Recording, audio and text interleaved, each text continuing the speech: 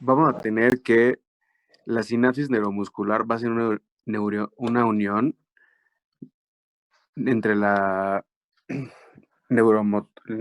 motoneurona y la placa motora, que esta va a ser una sinapsis entre el axón de la motoneurona y las fibras musculares esqueléticas. La motoneurona va a estar ubicada en el asta ventral del asta medular, espinal y el tronco del encéfalo, con axones largos.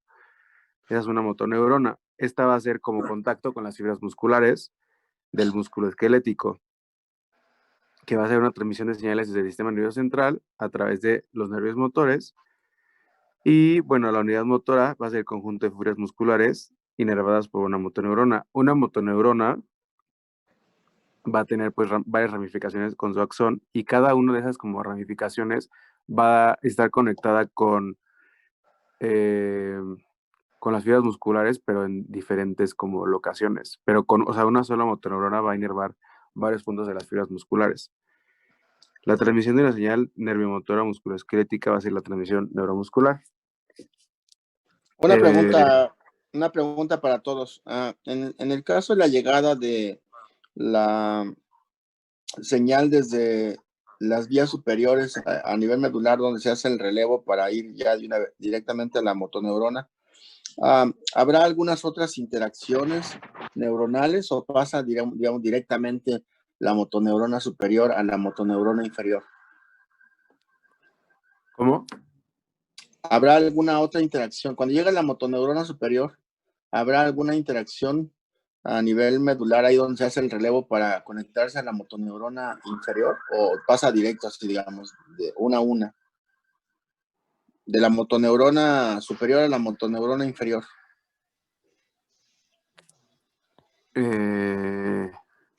Porque estamos diciendo que la motoneurona inferior está recibiendo señales de la motoneurona superior, que puede llegar tanto de la vía directa como de la vía indirecta. De hecho, hay una combinación, ¿no? de ambas vías descendentes. Pero la pregunta que estoy haciendo ahora es para todos, no solamente para Arturo, es, ya llegó ahí a nivel medular y la motoneurona superior solamente hace contacto con la motoneurona inferior o hace algunos otros relevos ahí adicionales. Según yo sí solo es una, o sea, una a una. ¿Es uno a uno? Sí. Mándeme. Decía que había básicamente 3 tipos de células ahí. Bueno, 3 tipos de neuronas. Las motoneuronas, las interneuronas y Sí. las células de Renshaw inhibitorias. Exacto, Pero a eso me refiero. Entonces, es posible que la interacción neuronal a nivel medular no solamente derive en una sola neurona, ¿no? Sino que pueda hacer conexiones con algunas otras neuronas adyacentes. Entre ellas estarían las motoneuronas inhibitorias. O sea, hay un circuito de neuronas inhibitorias alrededor de ese circuito. Bueno, en realidad, interneuronas pueden ser de diferentes naturaleza. Interneuronas que pueden ser inhibitorias o interneuronas que pueden ser excitatorias. Ahora, esto es interesante en términos de lo que se va a formar después con respecto a los circuitos medulares. Pero entonces pongamos atención en esa parte en donde a nivel medular, aparte de llegar ahí con la neurona, con la motoneurona alfa, también puede llegar a tener conexiones con algunas interneuronas. Adicionalmente, esta motoneurona que viene llegando, además de las interneuronas, también puede tener conexiones. ¿Se acuerdan que en el músculo, la inervación muscular para la contracción muscular está dada por dos tipos de fibras, dos tipos de motoneuronas? ¿Cuáles son esas dos motoneuronas que entran en acción acá? alfa y gamma, ¿no? Alfa y gamma. Las A alfa y las A gamma. Son motoneuronas las dos. La diferencia es el sitio de llegada para esas motoneuronas y también el papel funcional que desarrollan. Entonces, acuérdense que tenemos ahí interneuronas y tenemos también la actividad de las gamma motoneuronas, las alfa motoneuronas y las gamma motoneuronas.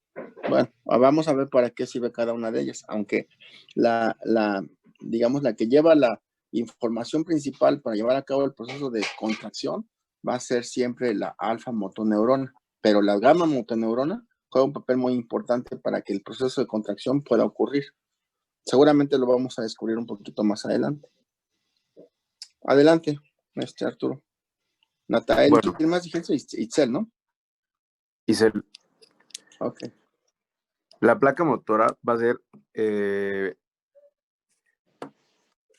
la porción de una acción con procesos terminales amielínicos que forman un árbol y van a ser sus terminaciones en forma de bulbo, que esos todavía se van a llamar botones, que ahí se ven, por ejemplo. O sea, en este esquema está representado justo la terminación axonal en forma de botón.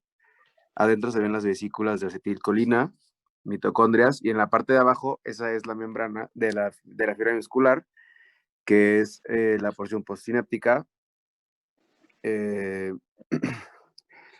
y que tiene esas imaginaciones que se van a denominar pliegues postsinápticos, que están, pues en teoría tienen que ver con más abajito en otro esquema.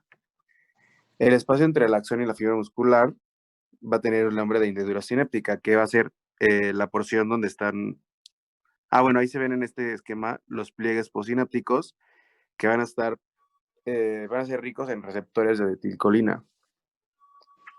Y justo el espacio que está entre la terminal axonal y la membrana postsináptica se va a llamar hendidura sináptica, que tiene alrededor de 50, no sé si son nanómetros de ancho. Y bueno, esta va a tener una malla de proteínas y proteoglucanos que forman parte de la membrana extracelular. En la lámina basal vamos a tener una concentración elevada de receptores, no, de acetilcolinesterasa, que esta va a ser la encargada de finalizar la transmisión sináptica mediante hidrólisis de la acetilcolina. Luego, en la terminación axonal, los somas que producen las vesículas de acetilcolina son transportadas hacia las terminales postsinápticas por microtúbulos, que cada vesícula va a contener alrededor de 6.000 y 10.000 moléculas de acetilcolina, con una concentración alrededor de 150 nanomoles. Esa acetilcolina se va a sintetizar a partir de colina y acetilcoenzima A por medio de la acetilcolintransferasa fuera de la vesícula, que esta va a ser mediada por un intercambiador de acetilcolina hidrógeno, que acopla el transporte de entrada de la acetilcolina mediante el flujo de salida de los hidrógenos.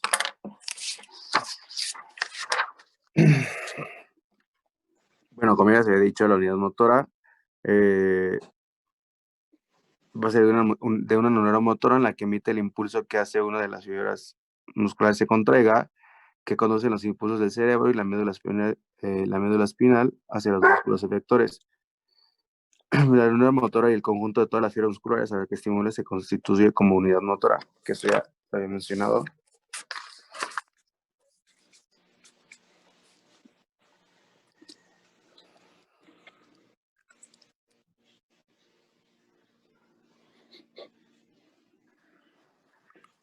Bueno, en lo que se cambia, pues igual ya había mencionado como todo eso.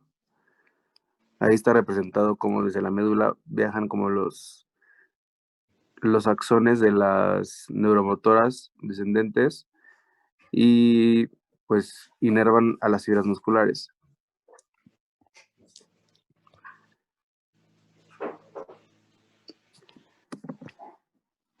Luego, todo este proceso que les acabo de mencionar, o sea, la liberación como de la acetilcolina a la membrana postsináptica, está impulsado por un proceso de gradiente.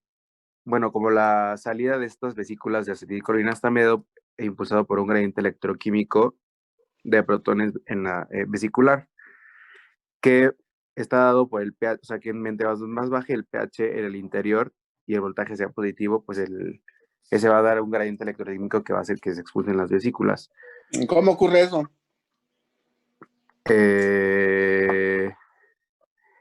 Bueno, lo voy a decir ahorita, justo. bueno, son por los canales de... Tiene que ver con el voltaje de membrana, ¿no? Bueno, Sí, claro. es que eso está, creo que en la siguiente diapositiva, de cómo se libera todo lo de, bueno, cómo es la exocitosis. Normalmente la exocitosis en otros procesos está mediada solamente por las proteínas SNARE, la V y la T. La V que es en vesículas y la T que está en la membrana. Pero en esta situación también están involucradas la complexina y la sinaptogmina. Y decía que A la ver, complexina, Isel, antes de llegar a esa parte de la sí, exocitosis, porque todavía no llegamos ahí, le estaba yo ajá. preguntando a Arturo que cuál era el mecanismo por el cual se hacía el cambio en el voltaje de la membrana para la exocitosis, pero yo me tendría que ir un poquito entonces antes para ver si todos estamos entendiendo lo mismo. No, Es un sí, Ok. tiene que ver con los canales de sodio y calcio y potasio, ¿no? tiene que ver con todo eso, pero más el de calcio. Pero la pregunta es, entonces la primera pregunta que tendría que hacer es, ¿cuál es el impulso que tendríamos que recibir en esta sección de la placa neuromotora para que se lleve a cabo la liberación del neurotransmisor, para empezar? O sea, ¿cómo iniciamos el proceso de liberación del neurotransmisor a nivel de la placa neuromuscular? Ya Bueno, dejé de lo ver que pasa, ya dejé de ver la pantalla, no sé si la dejaron de compartir o algo les pasó. Nada más como para recordarles eso, ¿no? Uh-huh.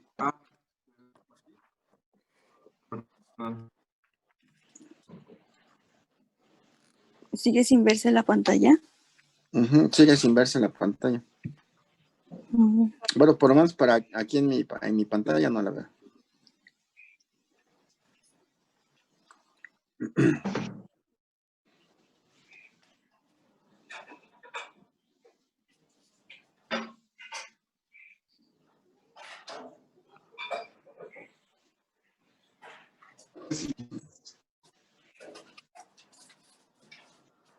Bueno, Sí, ya se ve la pantalla. Entonces, bueno, la primera pregunta sería para todos otra vez. ¿Cuál es el impulso que estaría permitiendo desarrollar todo este proceso de liberación del neurotransmisor? El impulso. el potencial de acción, ¿no? Que viene en la membrana de la neurona. El cerebroblema tiene que ¿No invertir su sería polaridad. el potencial de acción nervioso que llega a la terminal nerviosa? Y eso Así pues va a es. hacer también que se produzca la difusión de iones de calcio a Es esta correcto. terminal nerviosa. Es correcto. Entonces también lo mencionó Alexis en un principio, pues lo primero que tiene que ocurrir aquí para que se lleve a cabo la liberación es la llegada del potencial de acción. Entonces, pues, acuérdense que es un movimiento voluntario, entonces este movimiento voluntario se logra a partir de mandar señales de la corteza motora, que son una orden que viaja a través de esa señal eléctrica del potencial de acción. Entonces, lo que estamos bajando aquí es un potencial de acción que llega a la médula, en la médula hace el relevo del potencial de acción y llega finalmente al botón sináptico que está en la placa neuromotora. Entonces, llega el potencial de acción y luego, ¿qué sigue? Bueno, hola. Ajá, bueno, ¿Me escucha? comienza llegando el potencial de acción desde la motoneurona alfa y va a haber un cambio de polaridad en la fibra. Este cambio de polaridad va a hacer que los canales de calcio dependientes del voltaje se abran. Entonces, una vez abiertos estos canales de voltaje, va a haber una difusión de calcio en la membrana, en la hendidura sináptica al axón, va a entrar y el calcio que entra va a hacer que las vesículas de acetilcolina se vayan a la membrana y se liberen ya por la exocitosis. Entonces dices que lo primero que ocurre aquí sería la llegada del potencial de acción. Eso es lo que está marcado aquí, ¿no? Sí. La llegada del potencial de acción. Y luego este potencial de acción va a ser el responsable de abrir los canales de voltaje. Los canales de voltaje. Ajá. Para calcio. Y entonces una vez que el calcio se eleva, genera todo un cambio aquí celular, se forma un complejo y ese complejo de calcio-calmodulina va a hacer que ocurra toda una serie de cambios que no están marcados aquí, pero que permiten el desarrollo de la exocitosis, de llevar estas vesículas que tenemos aquí hacia la parte de la membrana para que ocurra la liberación del neurotransmisor y por lo tanto la subsecuente acción en la membrana postsináptica, ¿no?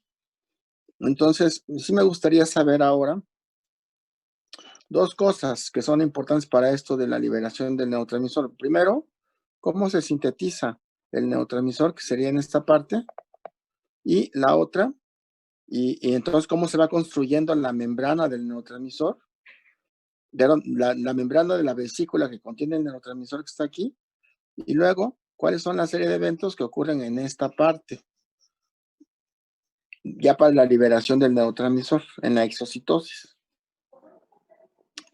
¿Sale? Ok, platíquenos de eso, por favor. Si quieren primero cómo se sintetiza el neurotransmisor, sería esta parte. Ya medio lo platicó Arturo, pero sí me gustaría que quedara más claro de cómo se genera el neurotransmisor y cómo se almacena. Y en particular, qué neurotransmisor sería, ¿no? Ya lo mencionaron de todas maneras. O sea, como había dicho, el neurotransmisor se va a sintetizar, o sea, como afuera de la vesícula, por O sea, medio aquí de la digamos, colina. Ajá, o sea, aquí. esta va a estar fuera de la vesícula, es donde se va a formar por medio de la colina y de la acetilcoenzima A y la acetilcolintransferasa. Y entonces la enzima se llama acetilcolina transferasa. Ok, Sí. de aquí se deriva, de aquí se sale, perdón, la coenzima A, y entonces queda ya directamente la acetilcolina afuera, ¿no? Afuera de la vesícula. Muy bien. Sí, o sea, ya queda Ya, empaquetada como acetilcolina. uh-huh. Esta va a entrar a la vesícula. Tenemos aquí la vesícula, ¿y qué debe tener aquí la vesícula para permitir el ingreso entonces de la Un intercambiador de acetilcoenzima e hidrógeno. ¿El hidrogenión entra o sale? Sale, pero también va a estar mediado por una bomba de protones que van a meter Ok. los hidrogeniones. Entonces aquí tenemos una bomba de protones. Que esta va a Mete los estar... protones que gasta ATP. Ajá. Bueno, aquí sería ADP más fosfato. Y entonces aquí Sí. tenemos la bomba de protones que estaría permitiendo la entrada de hidrógeno. La entrada de este hidrógeno. Muy bien. ¿Qué más podemos encontrar de manera regular en la membrana de esta vesícula? O sea, cuando se va formando, o sea, es una vesícula que tiene una serie de características adicionales. Entonces tengo la vesícula aquí, bueno, tengo la membrana aquí, o tendría la membrana aquí.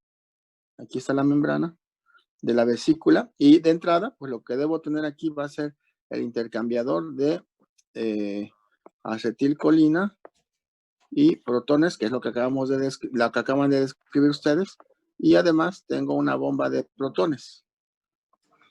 Aquí está la bomba de protones. Al menos debo tener esos dos elementos. ¿Qué otros elementos puedo encontrar en esa membrana? Que ese sería, digamos, el transportador. ¿El transportador de quién? Del neurotransmisor, ¿no?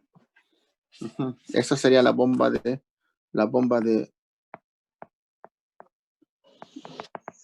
protones. ¿Qué otros elementos voy a encontrar aquí?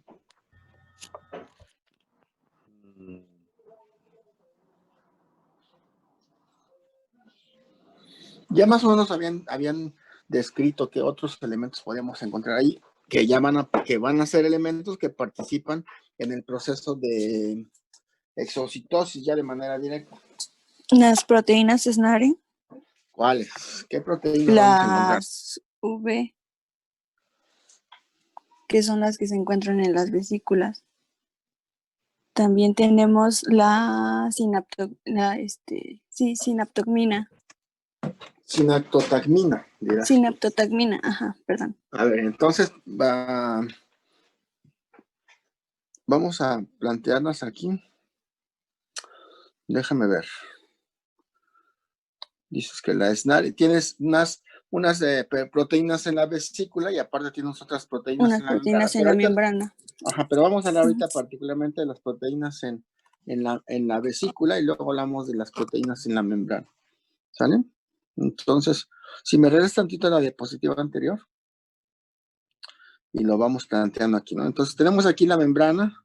Ya habíamos dicho que estaban esas dos proteínas, el intercambiador o la bomba o el transportador de la acetilcolina y la bomba de protones. ¿Qué más tenemos aquí? Bueno, tenemos una proteína más que se va a llamar SB2. SB2. Esa es una proteína que se encuentra aquí. Luego tenemos, aparte de eso, una proteína transmembranal de un solo dominio que se llama sinaptobrevina. Tenemos aquí una proteína que se llama sinaptobrevina. Aparte de la sinaptobrevina, tenemos una proteína más aquí en la parte interior que se llama RAP3. Luego tenemos, aparte de esta RAP3, otra proteína más que es también es de un solo dominio transmembranal, aquí en forma de alfa hélice, y hacia el final va a tener un par de dominios donde se puede adicionar el calcio. Esta proteína se llama sinaptotagmina.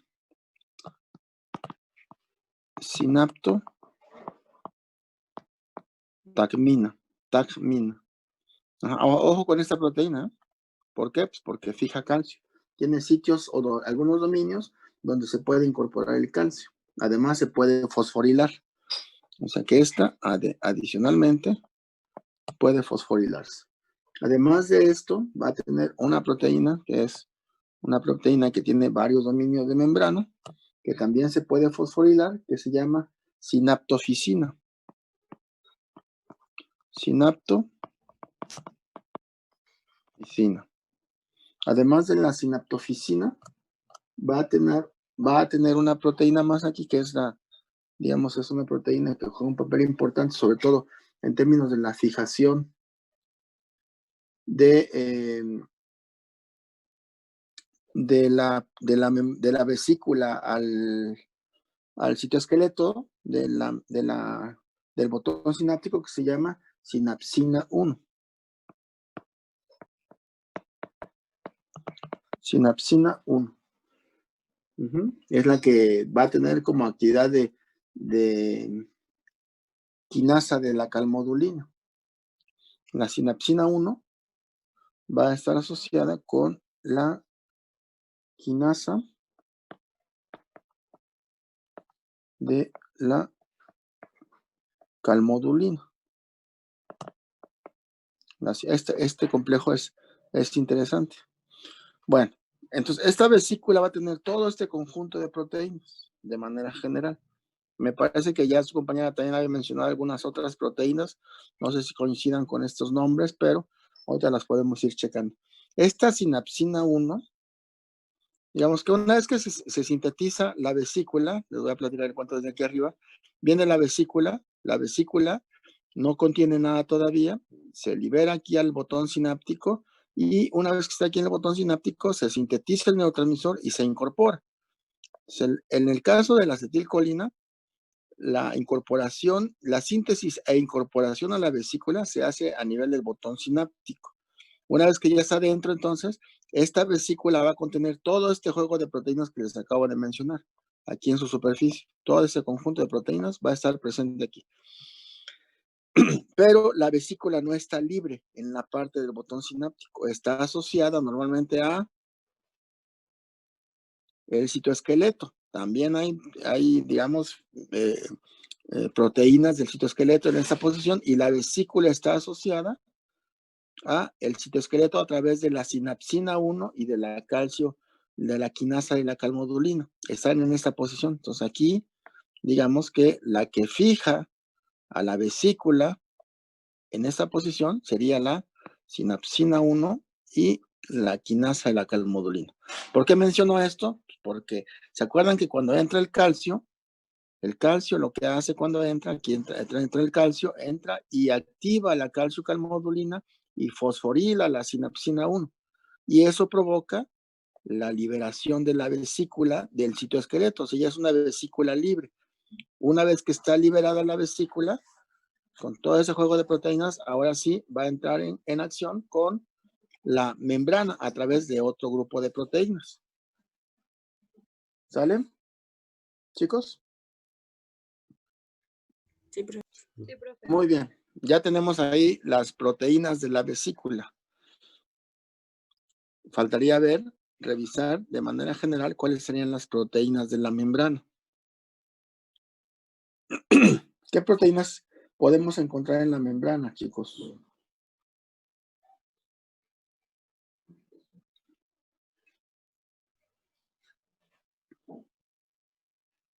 ¿Cuáles encontramos en la membrana? Pues, bueno, es que yo había encontrado para el proceso de exocitosis las SNARE, pero son las T.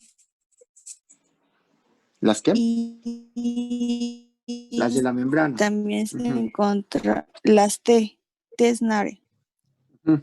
Y también yo tenía involucrada la complexina, que es la que bloqueaba o interrumpía la interacción de las SNARE para el proceso. La Hasta complexina. Entonces, Ajá. tenemos aquí a una proteína en la membrana. No, la complexina no está en la membrana. ¿Dónde se encuentra? Pues, bueno, eso sí no lo encontré, no sé dónde. Que entonces vamos a ponerle aquí. Yo tampoco la había escuchado. Complexina. Ok. Entonces vamos a ponerle que tiene un papel importante en términos de evitar la interacción entre las proteínas. Ajá, lo Por lo que encontré como acabas de decir. complexina o sinafina. ¿Sinafina? Sí. Bueno, les voy a decir las proteínas que, digamos, están reportadas como ya presentes aquí en este proceso para la exocitosis. La primera es una proteína que se encuentra también aquí en la parte interior. Aquí estaría la proteína. Esta proteína se va a llamar SNAP25. SNAP25. Además de la SNAP25 se va a encontrar en ambos lados, digamos, del sitio donde se va a llevar a cabo la fusión de las membranas. Entonces, esta sería la SNAP25. Además de la SNAP25, vamos a tener un par de proteínas más. Una se llama sintaxina, que estaría también aquí hacia el interior. Sintaxina. La sintaxina 1, ¿no? Esa fue anteriormente. Bueno, no la tengo como sintaxina 1, solamente la tengo como sintaxina. Y la voy a encontrar en dos posiciones aquí.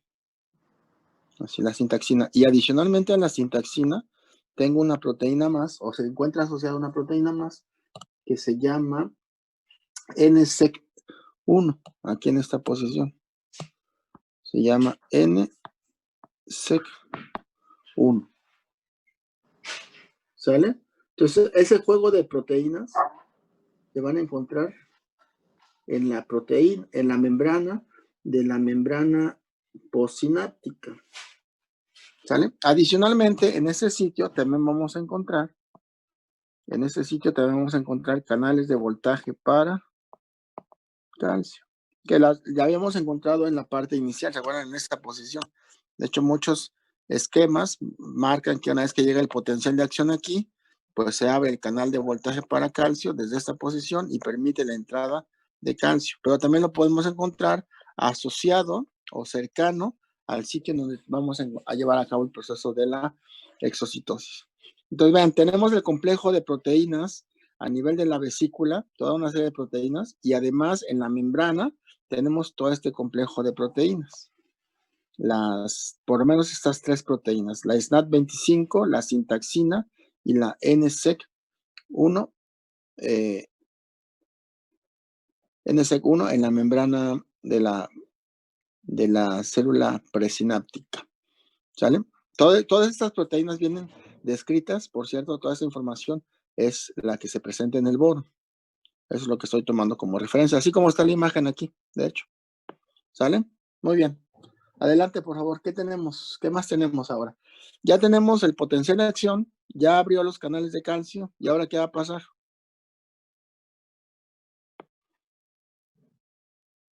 ¿Qué sucede? Pues la liberación de las vesículas, ¿no? Claro, viene la liberación de las vesículas. ¿Cómo ocurre la liberación de las vesículas? Bueno, la exocitosis en realidad, para la liberación del neurotransmisor. Bueno, yo tenía que ya con la interacción del calcio, bueno, el calcio interaccionaba con la sinaptotacmina y entonces esta es la que bloquea la interacción de la SNARE y entonces al desplazarla ya las SNARE podían hacer su proceso de exocitosis y liberar la vesícula en la membrana para la hendidura sináptica. Entonces, dices que el calcio interacciona con la sinaptotacmina. Sí. Y después que se fija el calcio aquí, ¿qué más va a ocurrir? Ese ya una vez fijado, interactúa con la complexina y la desplaza para que entonces las SNARE ya no estén bloqueadas y puedan realizar su proceso de exocitosis del neurotransmisor. Ok, ¿qué proteínas estarían interactuando de manera directa para que, ya una vez que actúa la sinaptotacmina, qué proteínas estarían actuando entre sí para que entonces puedan llevarse a cabo el proceso de fusión de membranas? Y fíjate que ya creo que ya sé a cuál se refieren con la complexina o la sinafina. Es la proteína esta NSEC-1, porque efectivamente esa proteína tiene que salir para que no se dé la interacción, perdón, es la que está bloqueando la interacción entre las proteínas. Esa NSEC-1 está junto con la sintaxina. Entonces aquí a lo mejor le llaman de esa manera en este gráfico, complexina. Digamos que el esquema sería de la siguiente manera. Vamos a plantearlo aquí. Déjame plantearlo aquí. Entonces tenemos aquí a una proteína que es la que fija el calcio. ¿Qué proteína es la que fija el calcio? La calmodulina. No, bueno, sí, de entrada sí, ya pasó el efecto de la calcio-calmodulina quinasa, fosforiló la sinapsina 1 y liberó la vesícula. Ya que está liberada aquí, entonces la otra proteína que puede fijar calcio sería la Sinaptotacmina. Sinaptotacmina. Entonces aquí va a entrar calcio. Hay dos sitios de fijación para el calcio en esta proteína. Una vez que ocurre eso, entonces, en la membrana va a ocurrir también un cambio en la posición de una proteína que tiene que salir, que es la NSEC1. Entonces sale la NSEC1, que supongo que es esta, que ese es otro nombre que le dan a esta proteína. Sale. Y además, acuérdense que adicionalmente aquí en la proteína, en la membrana vesicular, vamos a tener a la sinaptobrevina. Sinaptobrevina. Entonces aquí tenemos a la sinaptobrevina y la tenemos en ambos lados de la membrana. De la vesícula. Sí, en la vesícula, perdón. Y en la membrana vamos a tener aquí a otro conjunto de proteínas, aparte de las que ya habíamos mencionado, que era la NSEC y la sintaxina, tenemos a la SNAP25. Esta sería la SNAP25. Bueno, una vez que se pega el calcio a la sinaptotacmina, eso permite que la NSEC salga de esta posición y eso permite que la vesícula avance sobre esta posición y la sinaptobrevina, esta proteína, junto con la SNAP25, empiezan a interactuar. Entonces, esta proteína, con esta proteína, se empiezan a entrelazar y eso permite que la membrana, que la vesícula sea arrastrada o sea atraída hacia la membrana. Una vez que las dos membranas están unidas entre sí, entonces empieza a actuar la sinapsina que está presente en la membrana para permitir la fusión de membranas.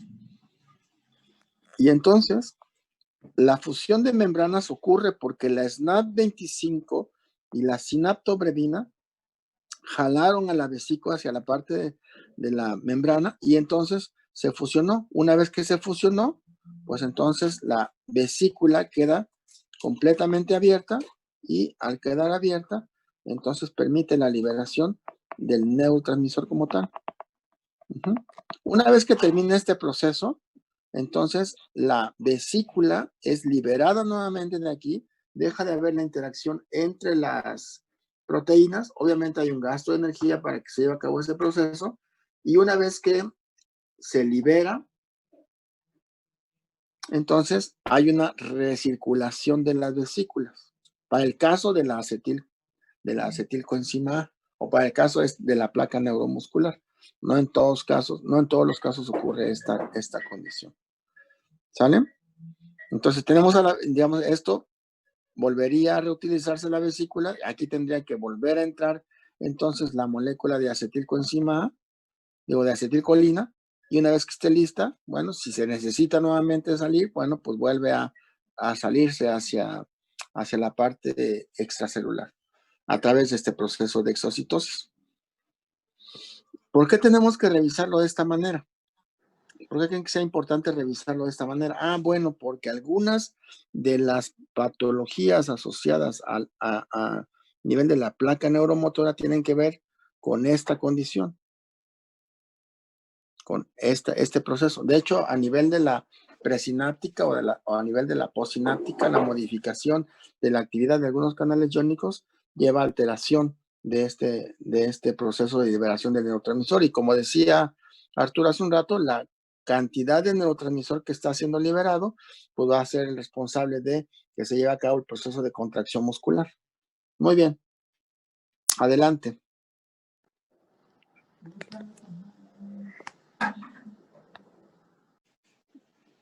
Yo nada más como para agregar, o ya quedó claro lo de cómo es la exocitosis.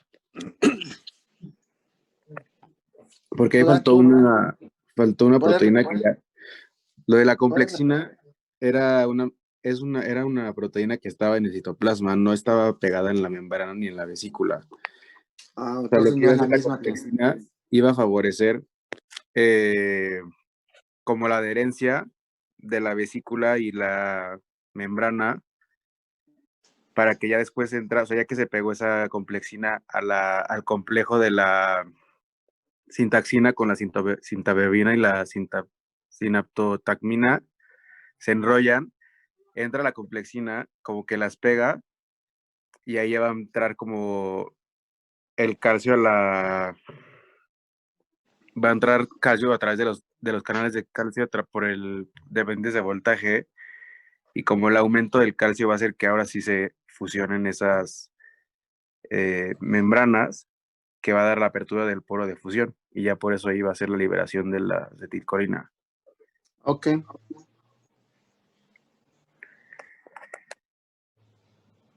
Entonces, esas proteínas de membrana, tanto de la parte vesicular como de la parte de la membrana donde se lleva a cabo la fusión, son importantes para que se lleve a cabo la conexión de esta vesícula y libere el neurotransmisor, ¿no? ¿Cierto?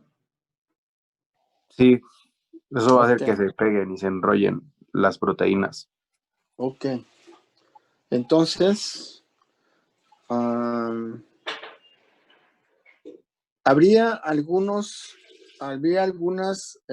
toxinas que pudieran estar interactuando con estas proteínas de manera particular para evitar la liberación del neurotransmisor o que interfirieran con la liberación del neurotransmisor.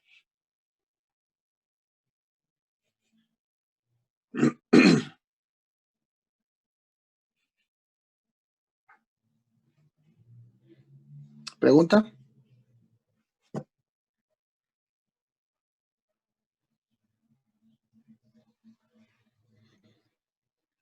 Arturo, Isel, Natael.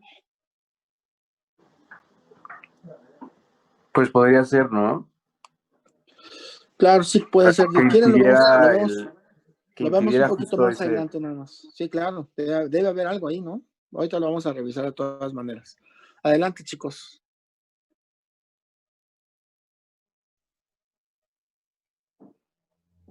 Ya tenemos la liberación del neurotransmisor. ¿Ahora qué va a pasar? Bueno, perdón, es que estoy teniendo un poco de problemas con mi conexión. No sé, por eso hace rato creo que se dejó de compartir la pantalla. Bueno, yo había puesto esta imagen. Primero, ¿sí me escuchan?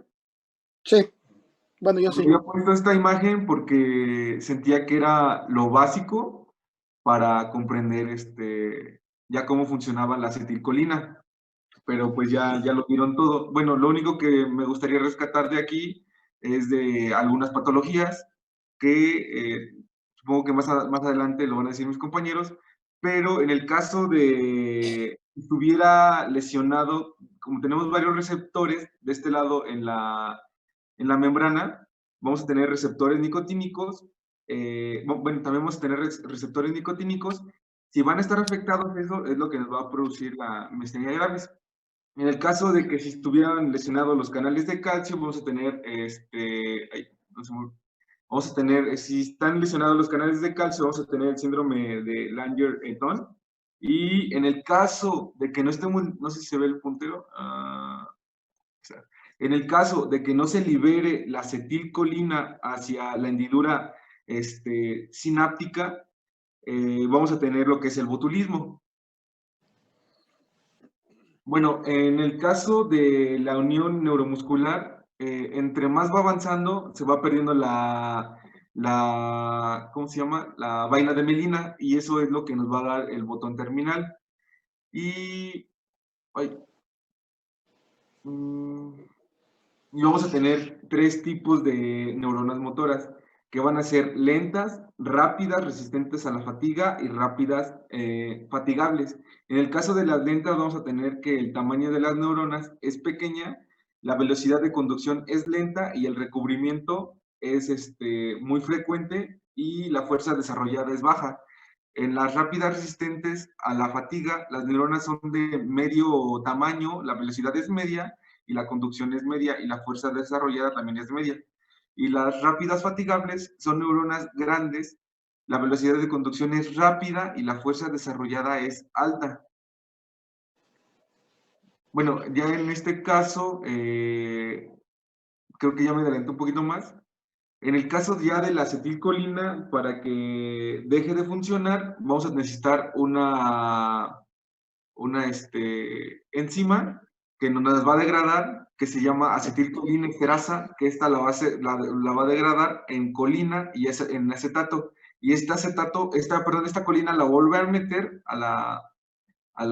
¿cómo se llama? Al botón, y lo va a volver a transformar en acetilcolina. Entonces, como les decía, en la imagencita, ya está liberando la acetilcolina, baja el receptor, y vamos a tener los receptores de acetilcolina. Después de que llega a funcionar la acetilcolina, se va a liberar, bueno, se va a degradar por la acetilcolina esterasa y nos va a formar el acetato y la colina. Y otra vez los va a volver a meter para que vuelva a hacer la acetilcolina por medio de la acetilcolina enzimada. Y pues este es un pequeño resumen de cómo funcionaba todo. Y en el caso, vamos a tener un nervio motor, que es que nos va a dar el impulso, o, ¿cómo se llama? No fue el nombre. Potencial de acción. Potencial de acción. Entonces nos va a formar, los nervios van a liberar la acetilcolina, esto va a activar los receptores colinérgicos o nicotínicos, esto va a despolarizar el sarcolema, y en efecto vamos a tener la contracción muscular, pero pues ya sería otro tema. También se me olvidaba que este impulso va a ser de eléctrico a químico. O sea, va a ser de eléctrico, lo va a pasar, es un impulso de eléctrico a químico para que como, no sé cómo lo puedo decir. Como un ejemplo, digamos así, este es de eléctrico a un impulso químico para que se libere esto. Y pues no sé, eso sería todo. No, bueno, es que después de que se libera la acetilcolina, la acetilcolina va a los receptores que se encuentran en la membrana muscular. Estos se unen y va a provocar un cambio en la polaridad de la fibra. Al cambiar la polaridad, se va a tornar más positiva y se van a activar los canales de sodio dependientes de voltaje y bueno, ya el potencial de acción va a viajar sobre la fibra muscular para la contracción, pero en nuestra fibra muscular, esta normalmente está a menos 90 milivoltios y el proceso que pasa es que tenemos el receptor de acetilcolina, entonces se une la acetilcolina y se va a empezar a difundir por ese receptor el sodio. Este cambio, o bueno, esta entrada de sodio va a hacer que nuestra membrana cambie de menos 90 milivoltios a menos 65 milivoltios, que es el umbral de excitación. Y una vez que se encuentre nuestra membrana a menos 65 milivoltios, va a hacer que se abran ya ahora sí los canales de sodio que se encuentran en la membrana y dependiente de voltajes. Esto es lo que se llama el todo o nada. Y a la entrada de ahora más sodio va a cambiar nuestra membrana de menos 65 milivoltios a más 35 milivoltios. Y ya es cuando se va a cambiar la polaridad pues este cambio de polaridad va a viajar por toda la fibra hasta llegar a los túbulos T y bueno, ya va a ser lo de la contracción que hablarían más adelante. Esto es lo que ya pasa en la membrana de muscular después de que se libera la acetilcolina del botón sináptico. Ok. ¿Hay alguna manera de denominar la liberación de acetilcolina a nivel del botón sináptico? O sea, ¿cuántas moléculas? Creo que eso lo había mencionado Arturo, pero me lo podrían recordar, por favor. ¿Cuántas moléculas de acetil se logran liberar por cada vesícula aproximadamente? Yo tenía que eran 125 aproximadamente. ¿125 moléculas de acetilcolina? Liberan 125 vesículas. Pero cada vesícula, ¿cuántas en promedio, no? De 6,000 a 10,000 moléculas de acetilcolina. Ok, excelente. Eso me interesa. Espérenme tantito, porque ahorita vamos a ver una cuestión de números.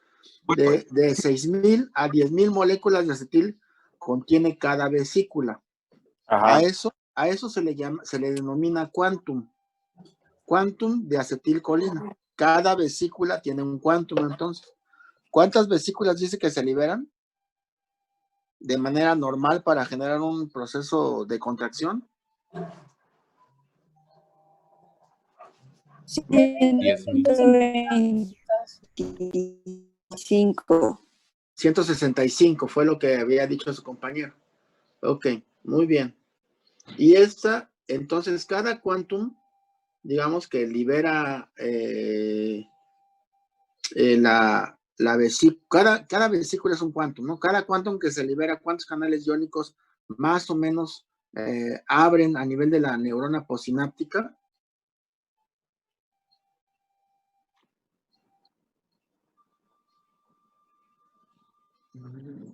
Más o menos, ¿cuántos canales iónicos? Cada quantum que tiene entre 5,000 y 10,000 moléculas de acetilcolina. Entonces, cada vesícula, aquí vamos a ponerle, cada vesícula contiene entre 5,000 y 10,000 moléculas, más o menos, ¿verdad? Y cuando se liberan aquí, se liberan alrededor de 165 vesículas o quantums.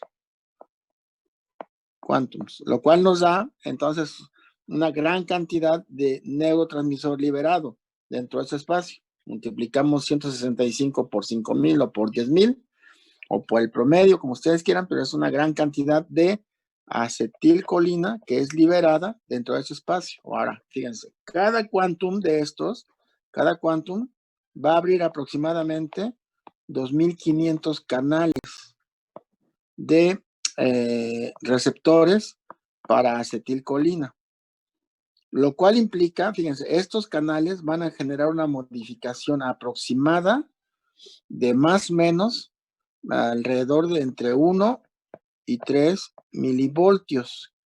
Con la entrada de calcio que está aquí, digamos, este sodio, perdón, que está entrando aquí, va a generar una despolarización de la membrana aproximadamente por cada quantum de 1 a 3 milivoltios. Entonces es un voltaje variable. ¿Cuál es el voltaje de la célula muscular? Más o menos en promedio. Menos 90 milivoltios. Menos 90 milivoltios. Menos 90 milivoltios. Eso está cercano o lejano del umbral para el desarrollo del potencial de acción. Pues está cercano, ¿no? Porque el No, es menos 65 milivoltios. El umbral no está en menos 65, está un poquito más es más positivo, un poquito 75. Más positivo. Sería más 55 milivoltios. Más el umbral para el potencial de acción está en menos 55 milivoltios. ¿Qué significa? ¿Por qué es importante llegar al umbral, chicos? ¿Cuál será la importancia de llegar al umbral? Para la excitación. Sí, pero ¿qué pasa en el umbral, pues, digamos? Es para que se pueda generar el potencial de acción que permite la contracción muscular, ¿no? ¿Por qué? ¿Por qué se desarrolla el potencial de acción cuando se llega al umbral? ¿Qué pasa ahí de manera fisiológica, celular, a nivel celular? ¿Qué pasa? Se tienen que abrir los canales de sodio dependientes de voltaje. Es correcto. A ese voltaje, en el umbral, se llama así umbral porque la probabilidad de apertura de los canales de voltaje para sodio a este voltaje es cuando se abren. A este voltaje, la mayoría de ellos se va a abrir. Están cerrados, pero a este voltaje se tienen que abrir. Pero fíjense, cada quantum modifica de 1 a 3 milivoltios, abriendo 2,500 canales de sodio. Y cada canal permite el ingreso aproximadamente, cada canalito permite el ingreso aproximadamente de 20,000 moléculas de sodio. O sea, se mueve una gran cantidad de iones, 20,000 por cada canal. Cada canal abierto deja entrar aproximadamente 20,000. Pero cada quantum modifica entonces en promedio de 1 a 3 milivoltios el voltaje en la membrana. Lo cual significa que entonces con todos estos, en promedio dijimos que liberábamos 165 quantums, es suficiente para alcanzar el nivel de umbral. ¿Sale? Ahora vean, no todas las moléculas de acetil que son liberadas aquí en ese espacio, vean, ¿no? De las 5,000 que estamos liberando o 10,000 que estamos liberando, solamente se abren alrededor de 2,500 canales. Deberíamos de abrir 10,000, ¿no? O 5,000 canales. Pero no es así. ¿Por qué no? ¿Por qué no podemos abrir esa misma cantidad de canales? Es decir, si cada una de estas vesículas está conteniendo, le voy a poner un promedio, ¿no? 7,500, contiene 7,500 moléculas de acetilcoenzima A, de acetilcolina, perdón, cuando es liberada aquí, pues debería de abrir también 7,500 canales, ¿no? ¿Estamos de acuerdo o no? No. ¿Por qué no? Son 7,500 moléculas que estarían siendo liberadas a la hendidura sináptica, que por cierto es una hendidura que está aislada, no es una hendidura abierta. Entonces, liberamos aquí la acetilcolina, tendría que llegar a su receptor. Aquí está el receptor. ¿Cuántas liberamos? 7,500. ¿Cuántos canales podríamos abrir entonces? 3,250. pero muchas se van por- hacia los lados. pero no importa porque quedan aquí aisladas, ¿ve? Aquí hay un bloqueo en la No, parte de la Eso tiene, es por la tiene que ver con el enzima. potencial de la placa motora, ¿no? No, porque dos moléculas de acetilcolina abren un solo canal, 2 por 1. 2 por 1. Si son 7500, son 3750 canales. 3,750. Ok, está bien. ¿Por qué? 3,750. Ahora, pero no abrimos estos, abrimos menos, abrimos alrededor de 2,500. ¿Dónde están los demás? ¿Por qué no se abren todos los demás? Que está Es, presente ahí. es correcto. Y entonces, estos no se abren así porque varias de esas moléculas que están liberadas aquí son atacadas por la enzima que se llama acetilcolinesterasa, ACHE. Es una esterasa. Y entonces, pues no todas las moléculas van a ser utilizadas directamente para la apertura de los canales iónicos. Esa es una condición que habría que revisar. Bueno, la otra es, ya abrimos los canales y entonces modificamos por cada quantum, modificamos entre 1 a 3 milivoltios. ¿Cuánto necesitamos modificar el voltaje de la membrana para que entonces se pueda desarrollar un potencial de acción? 35. Tenemos que pasar de 90 milivoltios, ¿no? De menos 90, tenemos que subirlo a menos 55 milivoltios.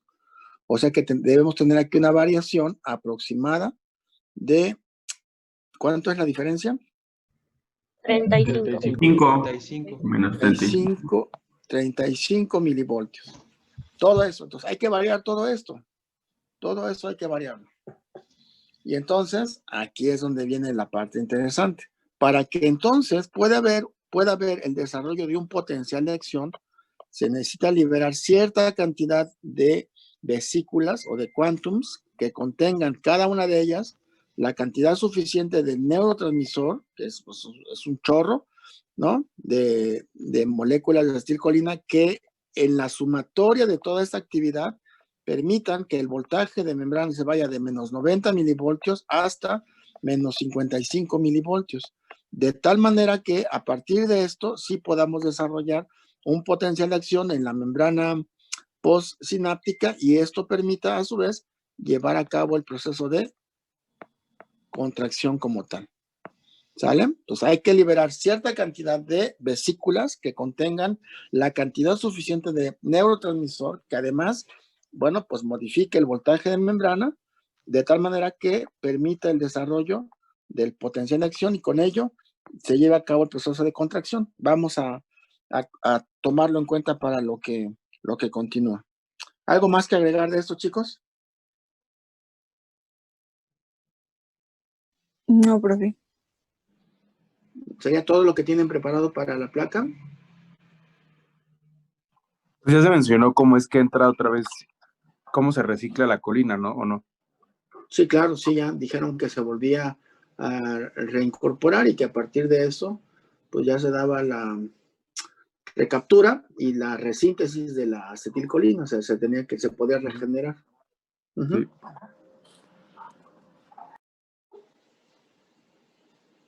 Muy bien, entonces esto sería todo para la placa. ¿Es correcto? Sí. Sí. Ok. Pues aprovechando que estamos aquí en la placa neuromotora, pues de una vez revisemos entonces las patologías asociadas a la placa neuromotora. ¿Quién preparó el tema? Yo. Ok, adelante. Sí.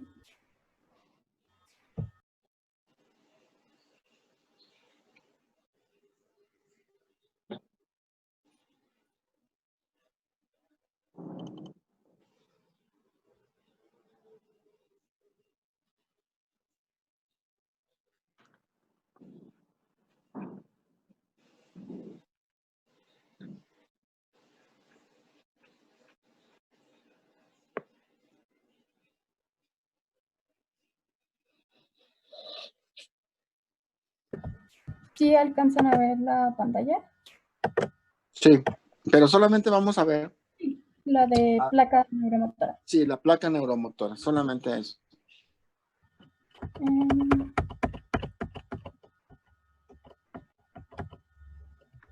Pues, bueno, nosotros dentro de las patologías de placa neuromotora tomamos dos que son las principales o que presentan los mayores daños. Una de ellas, como bien había mencionado nuestro compañero Natael, pues es la mistenia gravis, la cual es un trastorno neuromuscular que se va a caracterizar por la presencia de debilidad y de fatiga fácil del músculo estriado. Esto se va a deber a que hay un defecto en la disminución del número de receptores de acetilcolina que van a estar activos, obviamente en la unión neuromuscular, pero esto se va a deber a que va a haber un ataque autoinmunitario por medio de los anticuerpos. Esta enfermedad pues tiene una incidencia de 8 a 10 casos por 1 millón de personas al año y una prevalencia de 150 a 250 casos por 1 millón. Podemos encontrar diversos subgrupos de esta enfermedad, pero pues vamos a hablar sobre lo general. Sí. Pues como ya comentaron el equipo anterior, pues en la unidad neuromuscular, la acetilcolina va a ser el neurotransmisor que va a estar sintetizado pues en lo que va a ser la terminación nerviosa. Esta síntesis después se va a ir a acumularse sobre lo que van a ser las vesículas. ¿Qué va a pasar cuando llega? ¿Sí ven mi flechita?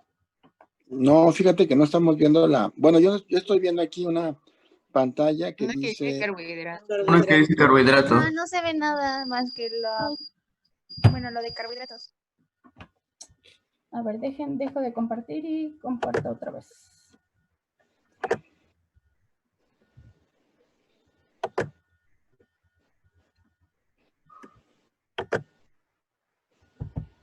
¿Ya la ven? Ajá. Está apenas llegando así. Ok. Ok, ¿ya ven el... Sí.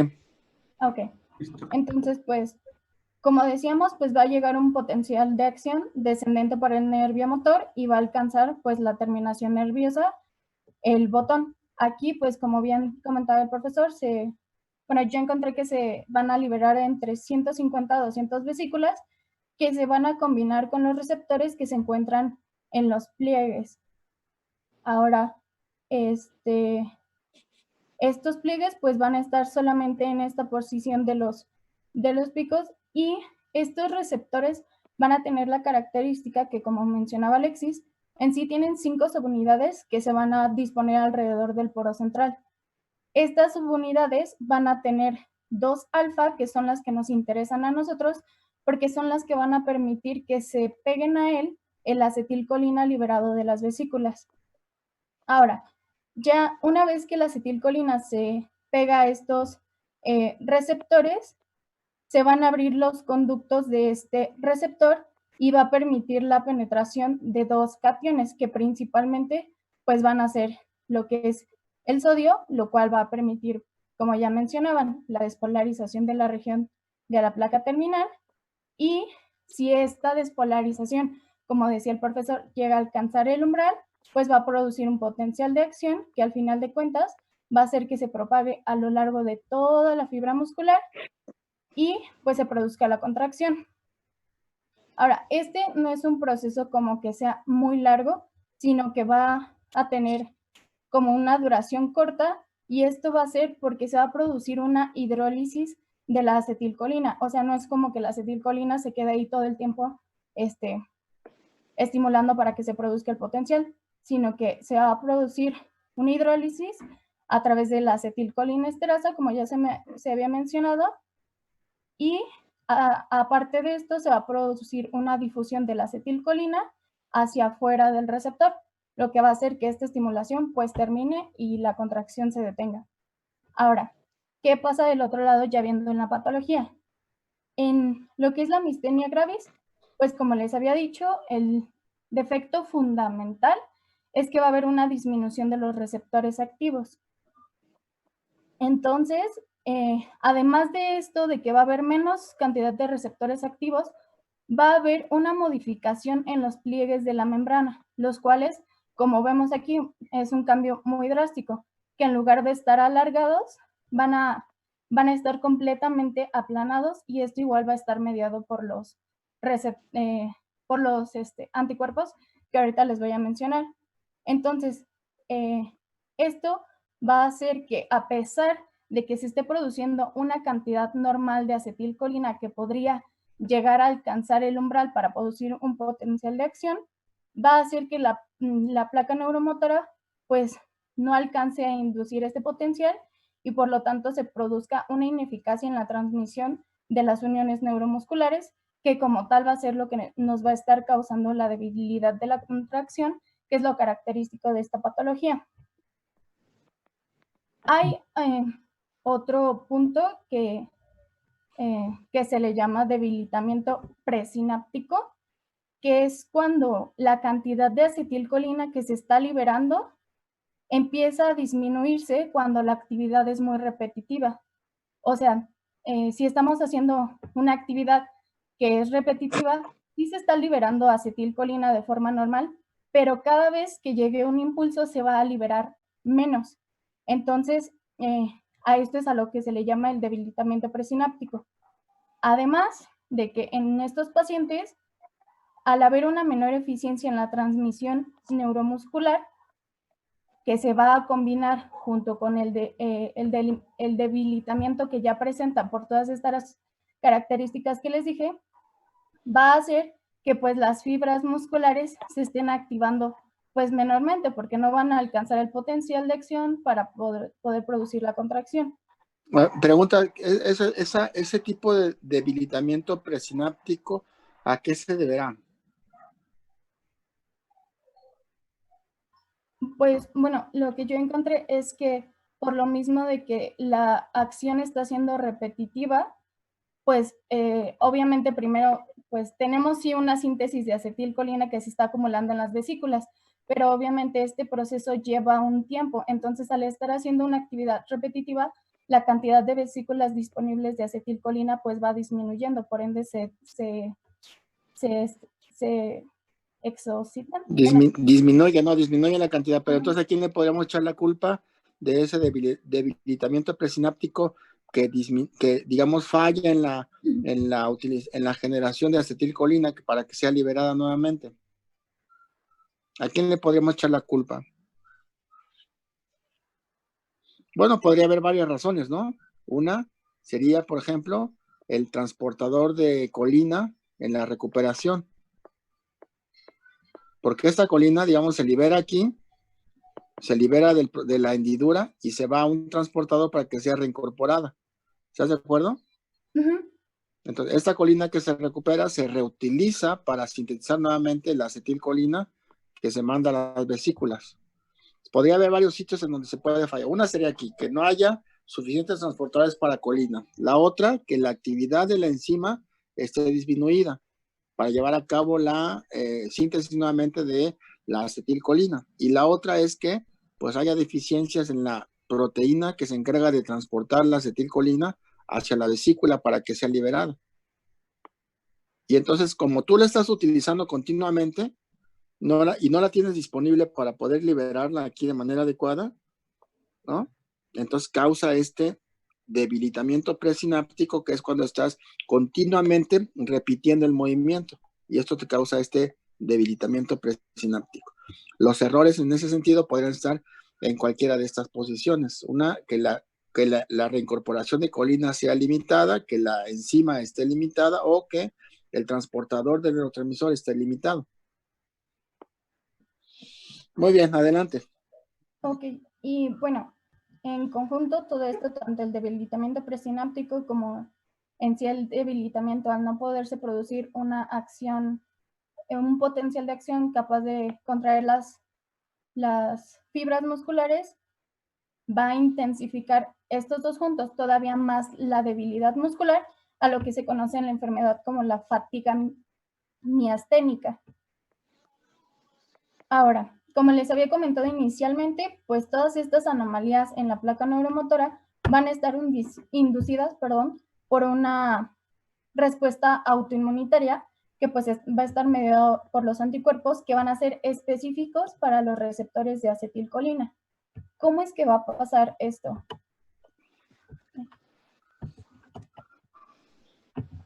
estos anticuerpos van a tener la capacidad de producir estas alteraciones mediante 3 mecanismos. Recuerdan que les había dicho que, pues, número 1, se iban a disminuir la cantidad de receptores activos para poder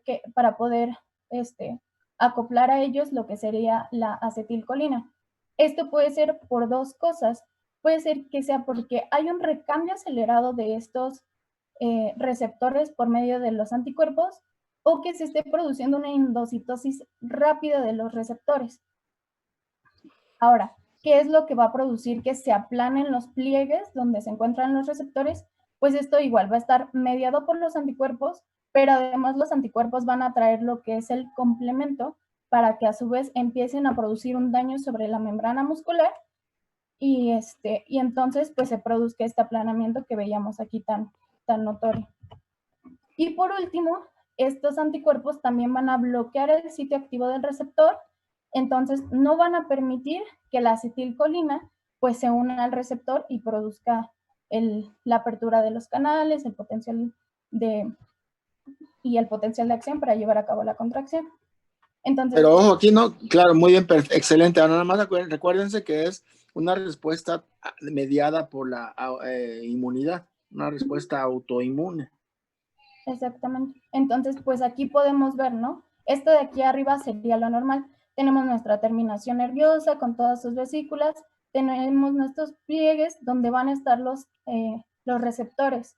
Entonces, normalmente se tendría que ver así. La liberación de las vesículas van a permitir la liberación de acetilcolina, que se van, como bien mencionaba Alexis, que les decía que es en las subunidades alfa, se pegan 2 a cada receptor, y entonces esto va a permitir que se abra el canal, que entre sodio, que se produzca un potencial de la membrana y termine en un potencial de acción que va a dar la contracción a lo largo de la fibra muscular.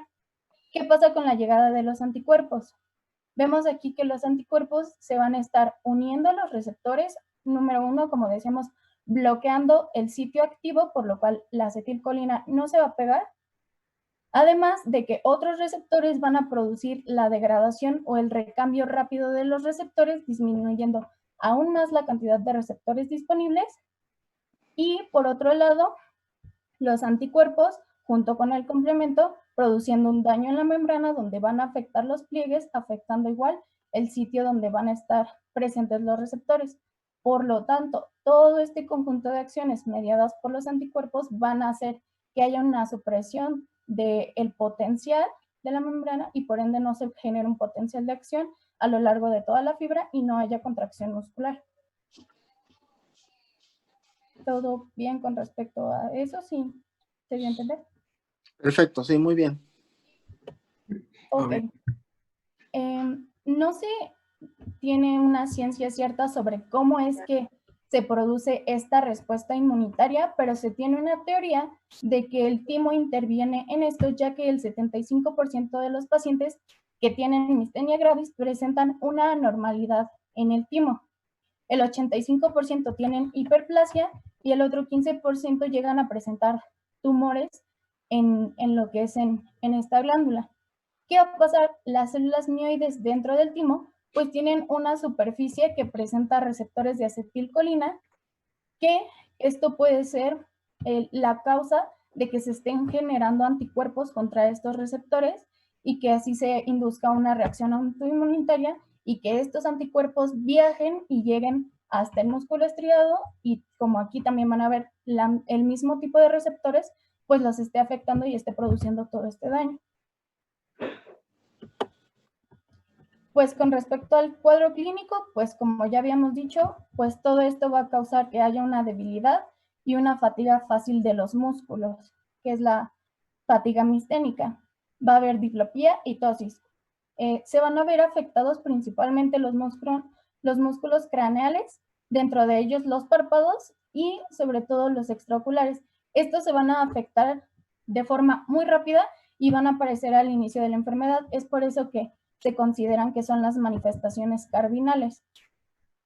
Además, el paciente va a presentar expresiones al sonreír como si estuviera enojado o de refunfuñe y al hablar puede tener como un timbre nasal Uno, porque va a haber disminución de la movilidad de la lengua, ya que ésta se va a encontrar débil, y también del paladar blando.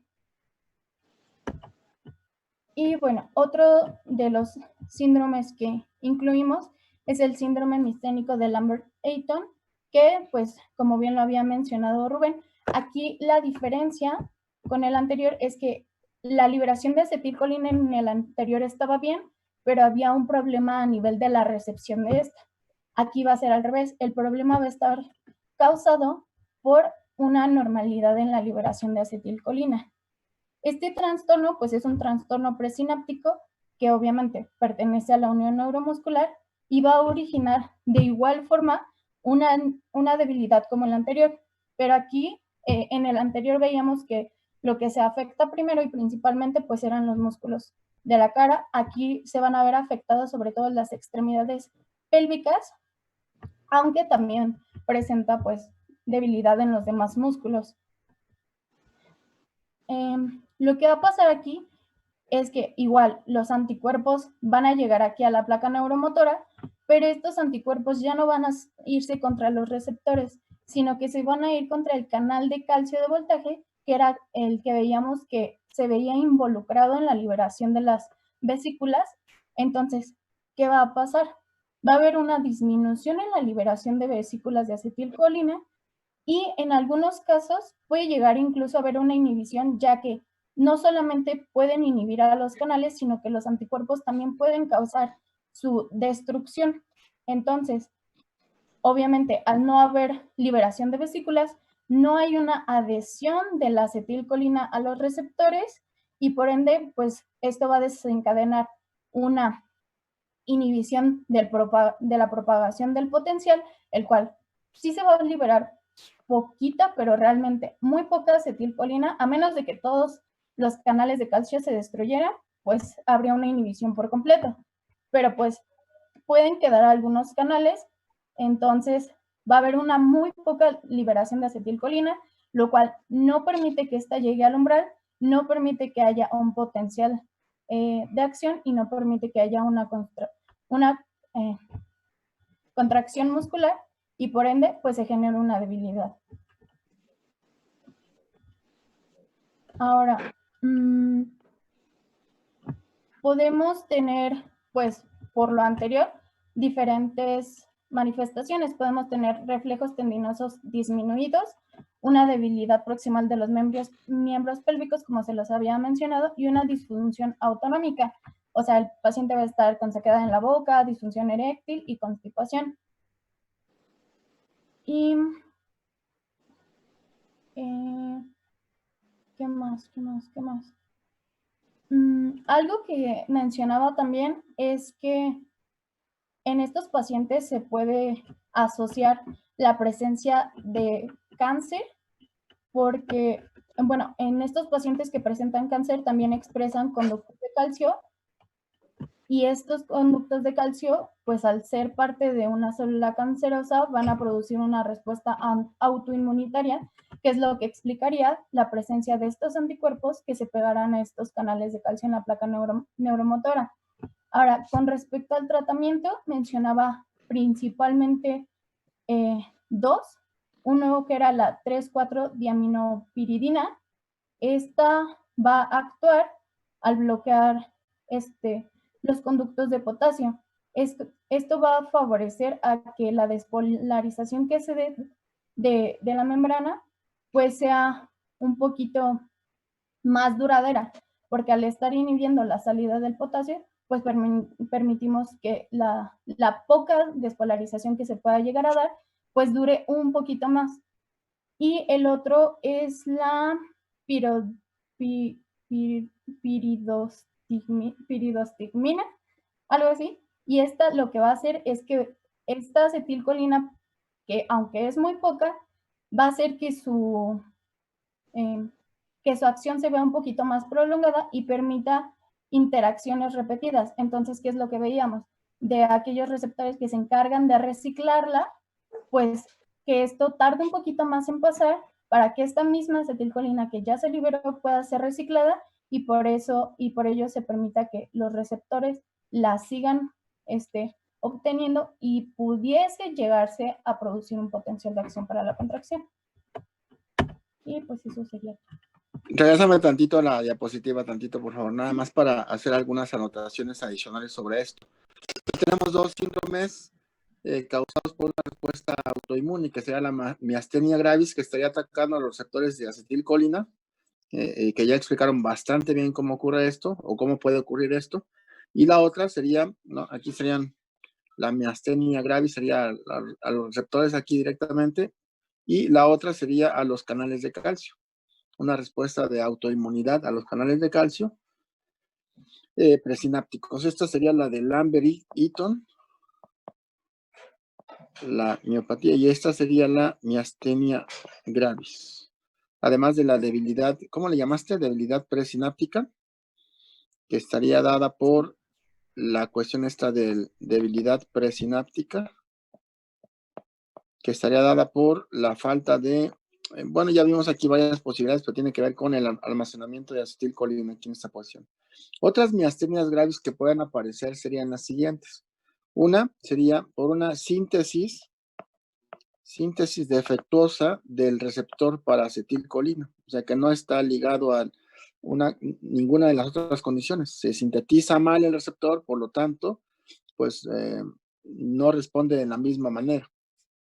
Esa sería una posibilidad. La otra posibilidad es que haya un exceso en la síntesis de la enzima de la acetilcolina esterasa.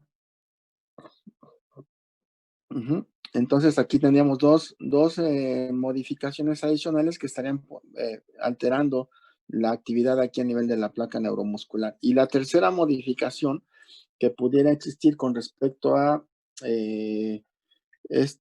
otro tipo de síndromes miasténicos podría ser la liberación o digamos, una alteración en las proteínas que causan la liberación de las vesículas, perdón, la liberación de acetilcolina acá, o sea que haya alguna alteración aquí que podría estar afectando la liberación de acetilcolina. Por ejemplo, aquí tendríamos el caso característico de el botulismo. ¿Qué hace el botulismo o la toxina botulínica de manera particular? Hay varios tipos de toxinas botulínicas, varios tipos. Entonces, por ejemplo, la toxina botulínica B, D, F y G, estas van a estar actuando sobre la sinaptobrevina. El botulismo A y el botulismo E, o la toxina tipo A y tipo E, van a estar sobre la SNAP25, que está en la membrana. Y el botulismo C1 va a estar afectando a la sintaxina.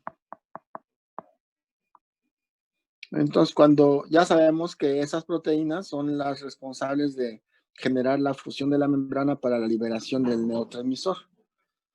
Entonces, si se pegan, la toxina se pega a cualquiera de estas, la toxina en sus diferentes formas se pega a cualquiera de estas proteínas, pues está afectando el proceso de la exocitosis. ¿Sale? Entonces, nada más para recordar. Pregunta para todos ustedes. En el caso, por ejemplo, de la toxina tetánica,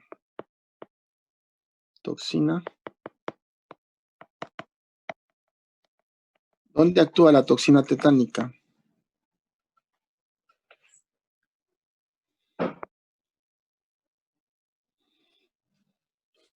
¿Dónde está actuando la toxina tetánica? ¿Sobre qué proteína?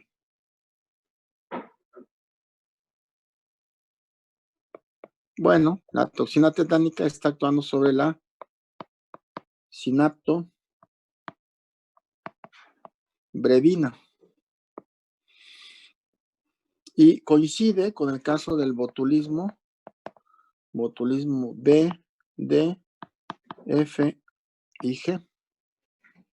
También estas actúan, acabamos de ver, sobre la sinaptobrevina. Pero ¿tienen los mismos síntomas ambas? No. No, no tienen, porque vean, aquí está evitando la liberación, aquí evita o disminuye la liberación de acetilcolina. Y la toxina tetánica, y por lo tanto causa una debilidad muscular, o sea, la falta de el potencial de acción para la contracción muscular. O sea, que aquí lo que causa es una debilidad muscular. O sea, el músculo no se puede contraer porque no tiene acetilcolina que lleve a cabo esa función. Y en el caso de la toxina tetánica, ¿qué es lo que causa? Bueno, entre los síntomas que causa, pues es una contracción, que le llaman así, me parece, ¿no? Contracción tetánica. Contracción tetánica. O sea, el músculo está contraído de manera importante. O sea, los niveles de liberación de acetilcolina entonces serían muy elevados. O sea, lo contrario a lo que hace la toxina botulínica, la tetánica causa una contracción sostenida.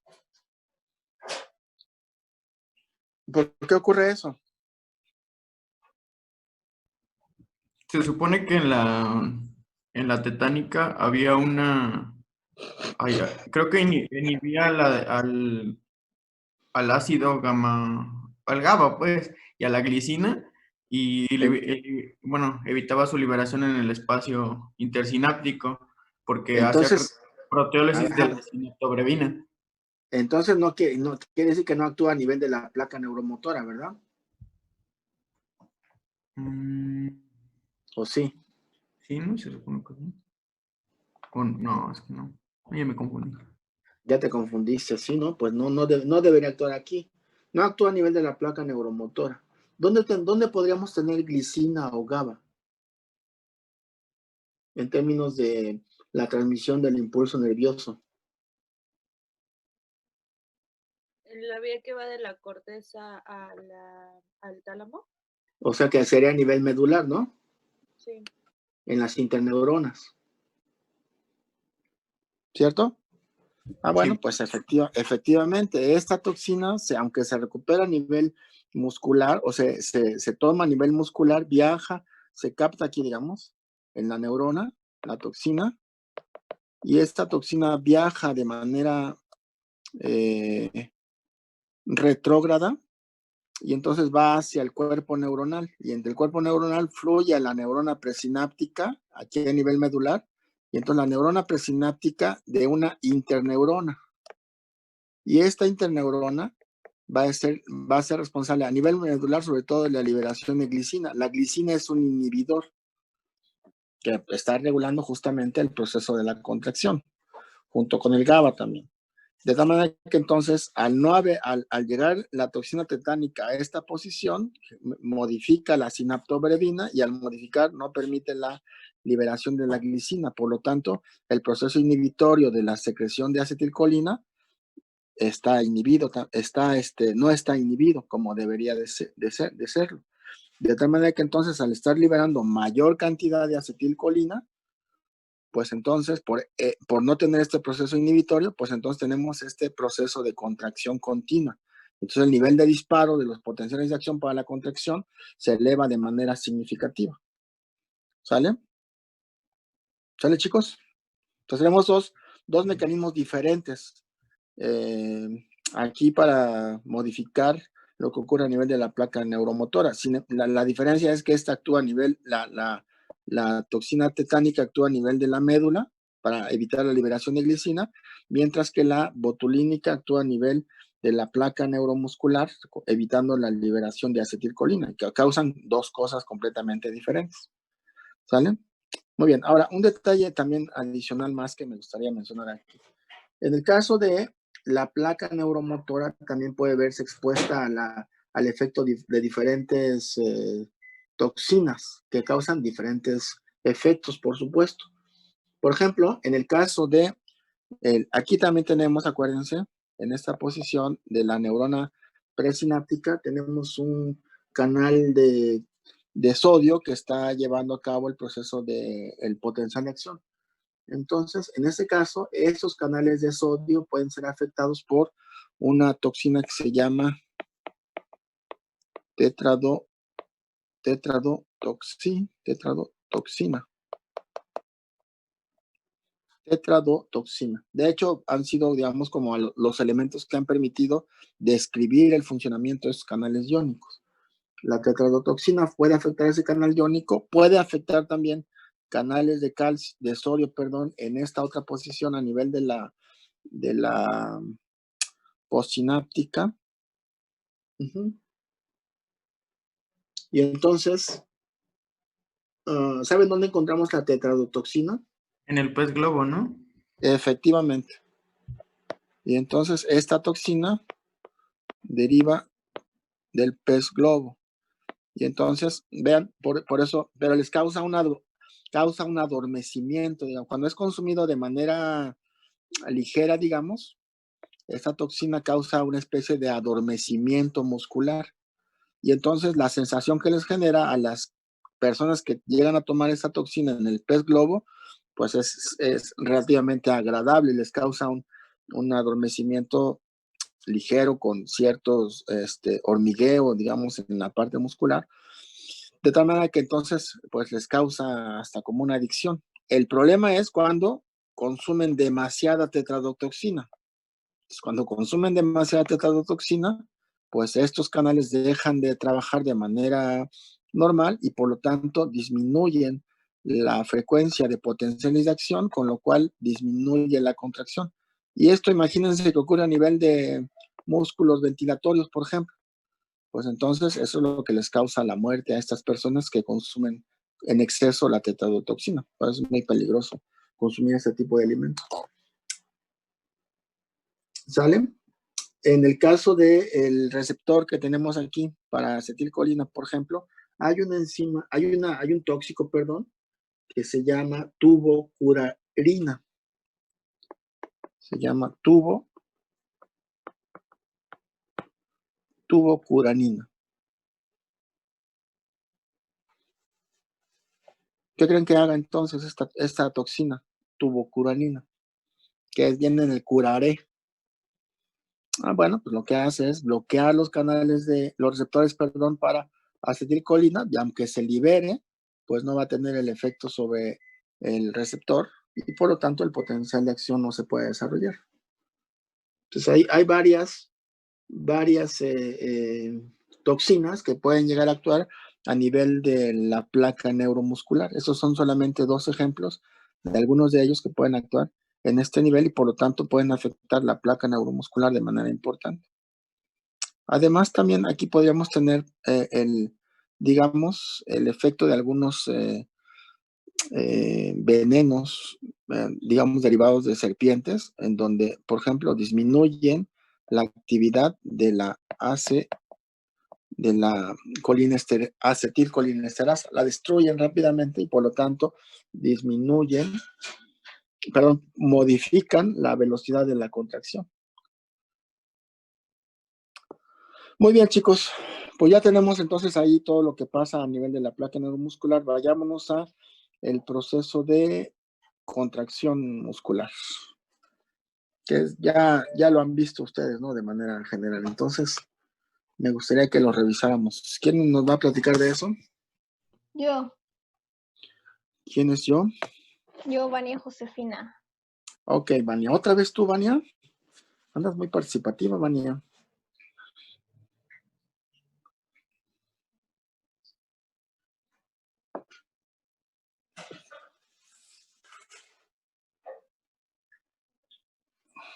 Ya esto ya lo vieron en su curso anterior de bioquímica, bien desarrollado, entonces no le veo mucho problema a esto, lo vamos a ver muy rápido en realidad.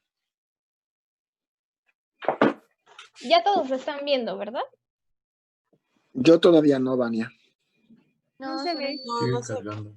No se ve. Ah, sí, dice que está en pausa. Aquí.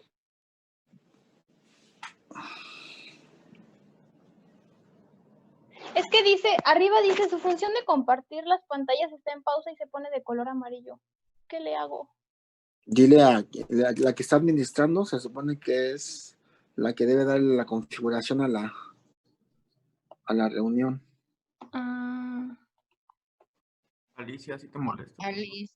Si no, deja de Alice. compartir y vuelve a compartir.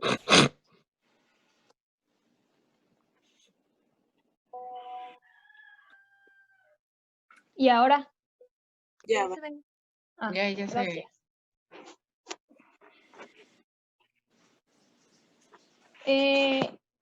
Bueno, ya se lo saben, ya lo vimos en bioquímica. Solamente sería como cuestión de mencionar algunos datos importantes. Habíamos dicho que la contracción era un proceso de forma cíclica que constaba en la fijación y el desprendimiento entre la cabeza de la miosina y los filamentos de actina, que es prácticamente como se ve en esta imagen. También habíamos mencionado que durante el proceso de contracción se iba a caracterizar por una serie de cambios conformacionales que sucedían principalmente en la cabeza de la miosina, y esto dependía totalmente de qué se encontrara unido a la miosina, ya sea ATP o ADP más el fosfato, que como se los había mencionado, el ATP disminuía la afinidad actina-miosina, y el ADP más el fosfato lo que hacían era incrementar esa afinidad. También habíamos mencionado que el paso clave para regular la contracción muscular dependía completamente de las concentraciones de calcio, es decir, o que estuviera aumentado o que estuviera disminuido, y que este calcio iba a ser regulado por el retículo sarcoplásmico. También les había comentado que el retículo sarcoplásmico trabajaba de dos formas distintas, ya sea para que el calcio pasara del sarcoplasma hacia el interior de este retículo a través de, por acción de calcio ATPasa, y de forma contraria. Una bomba. Ajá. Y de forma contraria, que el calcio pasara del retículo sarcoplásmico hacia el sarcoplasma a través de la apertura de este canal de calcio, y que este calcio pues ya se iba a ir a pegar hacia la troponina C. Les había también explicado ese esquema en donde... Nada más tantito en términos de la parte anterior, Estebanian, un detalle ahí adicional, aunque no sé si lo tengas más adelante, que digamos, ¿cómo ocurre el proceso aquí de la transmisión del potencial de acción para que lo que ocurre aquí, digamos? Aquí yo entiendo que está llegando, que aquí está llegando el potencial de acción, ¿no? Y este potencial de acción va a hacer aquí una serie de cambios a nivel del receptor para dihidropiridina que activa al canal de liberación de calcio en la retícula sarcoplásmica. Pero, ¿tienes algunos detalles ahí?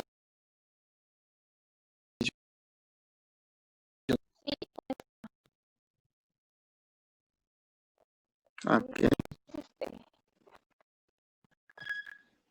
Bueno, entonces, como ya lo habíamos visto anteriormente, a partir de una neurona motora, como protagonistas, la mayoría de ellas, las alfa, dentro de su cuerpo, van a sintetizar a esta acetilcolina, se va a empaquetar en vesículas, a través de proteínas se va a fijar hacia la membrana, y también se va a liberar por medio de exocitosis. Y esta acetilcolina, estando en este botón o hendidura o surco o espacio sináptico, se va a dirigir hacia los receptores nicotínicos y se va a unir. Esta unión de los receptores lo que va a producir va a ser la conductancia tanto de flujos, como también nos los mencionó Vane, de cationes, principalmente de sodio y de potasio. Esto lo que va a originar va a ser un potencial en esta placa, y este potencial va a hacer que adquiera más cargas positivas, y entonces se va a ir despolarizando, y esta despolarización se va a transmitir a lo largo de todo el sarcolema porque es una membrana muy excitable, y va a generar la apertura de este canal de calcio que se encuentra en el retículo sarcoplásmico. Ok, nada más déjame hacer unas agregaciones aquí que estas van muy bien, pero unos detallitos nada más. Ya tenemos aquí en la placa motora, ¿no? Digamos, el intercambio inicialmente de sodio, y este sodio, digamos, lo tenemos aquí alterando ya el voltaje de la membrana hasta alcanzar el umbral. El umbral lo que hace es activar los canales de voltaje primero para sodio, que despolariza, entra una gran cantidad de sodio, se conduce a través de la membrana, pero también hay una repolarización por parte de los canales de voltaje para potasio para recuperar el voltaje de membrana en esta posición, pero el potencial de acción está viajando hacia los túbulos T. Y aquí encontramos entonces el canal de HP, el canal de dihidropiridina, que también es un canal de voltaje, digamos, o en términos generales es un canal de voltaje para calcio, que puede ser de dos tipos, tipo N o tipo PQ. Así se denominan esos canales de hidropiridina también, canales de voltaje para calcio tipo N y tipo PQ. ¿Esto por qué es importante distinguirlo? Bueno, porque el comportamiento de estos canales es completamente diferente a los canales que seguramente han visto en otra ocasión, que son los canales tipo L o los tipo T para el músculo cardíaco. Eso es lo que diferencia de manera importante a esto, la respuesta a la contracción en estos dos músculos. Aquí tenemos canales tipo PQ o N, y en el corazón tenemos canales tipo L y tipo T. ¿Cómo está constituido este canal de dihidropiridina aquí, o este canal de voltaje para calcio? Bueno, si yo lo voy digamos, a cambiar de posición y lo voy a ver desde arriba, entonces el canal está constituido por una proteína que tiene 4 dominios de membrana y está de esta manera, como si fuera 4 barriles pegados entre sí, formando una estructura de canal. Y entonces, este canal, si ya lo veo aquí de ladito, aquí así, entonces tendría las 4 proteínas formando el canal, y asociado a esta proteína tendría esto, miren, esto que tenemos aquí. Esta es una proteína que sale de la parte interna que se llama subunidad beta. Esta subunidad beta, como lo marca aquí en esa imagen, está ligada a este canal de calcio.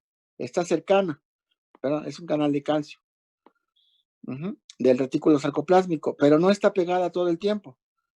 De tal manera que cuando llega aquí el calcio se pega en esta posición.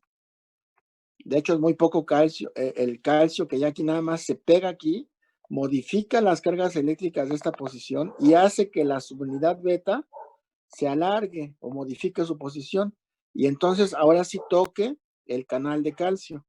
Una vez que toca el canal de calcio, pues ahora sí el calcio puede salir.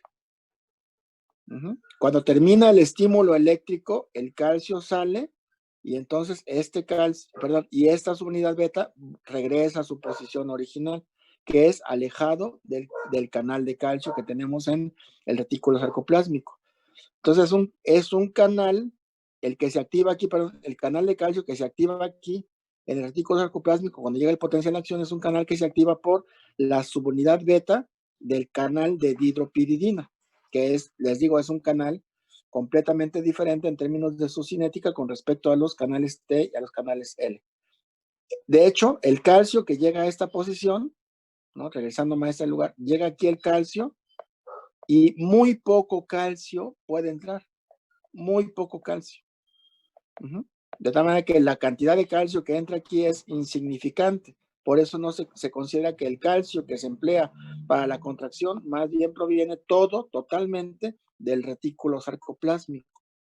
La mayoría del calcio que está activando a este proceso se queda atorado en la dihidropiridina, en esta posición. Es un canal como que atrapa el calcio y solamente genera la modificación de la subunidad beta para que ésta logre pegarse al canal de calcio del retículo sarcoplásmico. Muy bien, perfecto. Adelante. Ok. Entonces, al abrir este canal de calcio, el calcio que se está guardando en el retículo sarcoplásmico va a salir hacia el sarcoplasma.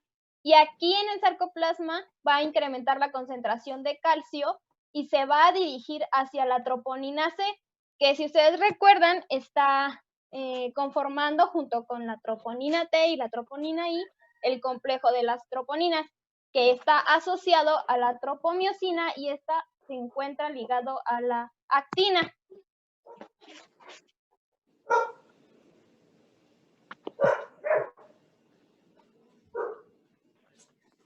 que es prácticamente lo que les había comentado en este esquema, nada más que me adelanté en el otro. Y en el caso de la relajación, ese calcio que había salido que se había dirigido hacia las fibras, hacia las miofibrillas, se va a regresar por acción de la calcio ATPasa hacia el retículo sarcoplásmico. Entonces, este calcio se va a liberar de la troponina C y es así como termina el proceso de contracción-relajación, que era más o menos todo este esquema. A ver, esperen.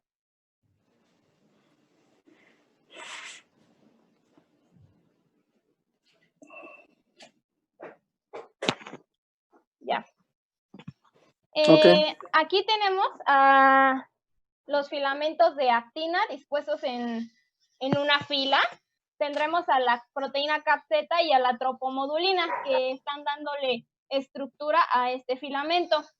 La línea negra es la tropomiosina y estas tres estructuras corresponden al complejo de las troponinas: troponina T, troponina C y la troponina I. Y de este lado tendremos a lo que es el filamento grueso, que está conformado por la cabeza de la miosina, por su alfa hélice, beta plegada y otra vez alfa hélice. Aquí, en este estado de reposo o un estado basal o estado de relajación, la cabeza de la miosina contiene ADP más un fosfato y va a tener esta disposición en un ángulo de 90 grados. Para que pueda suceder el proceso de contracción, tendría que incrementarse la concentración de calcio intracelular. El retículo sarcoplásmico ya recibió ese como estímulo, por así decirlo, proveniente de la neurona, del potencial de acción que se propagó ahí, de esa despolarización de la membrana. Con la subunidad beta de manera particular, ¿no? Ajá. Y entonces es como se abrió ese canal y liberó ese calcio para que incrementara en el sarcoplasma y se dirigiera hacia lo que sería la troponina C, y ahí se pegara en los sitios de baja afinidad. Ahora que después de que incrementó el calcio, pues ya se va a pegar a esta troponina C, y entonces ya tendríamos al paso clave, al calcio pegado a la troponina C, y a su vez el ADP más el fosfato. Entonces esto va a hacer que se una la cabeza de la miosina con el sitio de afinidad de la actina por la miosina. A este paso se le llama cross bridge o puente cruzado. Después va a perder afinidad por el fosfato, y esta pérdida de la afinidad por el fosfato lo que condiciona es un refuerzo de la unión de la miosina por la actina. Aquí tenemos que va a haber también un cambio conformacional, en donde la cabeza de la miosina pasa de tener esta posición como un ángulo de 90 grados hacia uno de 45, pero esto está dado por el desplazamiento del filamento, que aquí, por ejemplo, nos indica la flecha que es en esta dirección. A este paso se le llama power stroke o golpe de poder o golpe de fuerza, y está dado porque se salió ese fosfato e incrementó esa unión. Bueno, más que incrementar la fuerza, modificó la disposición espacial de la porción globular de la miosina. Sí. Después hay una pérdida de afinidad por el ADP, es decir, sale el ADP y tiene esta posición la cabeza. Sigue estando en una posición de 45 grados, pero ahora está, digámosle así, desocupada, y entonces el ATP va a llegar hacia su sitio de afinidad para que pueda entrar. El ATP lo que hace es disminuir hasta 10,000 veces la afinidad actina por miosina, y entonces se va a separar. Pero antes de esto, el calcio va a favorecer una reacción la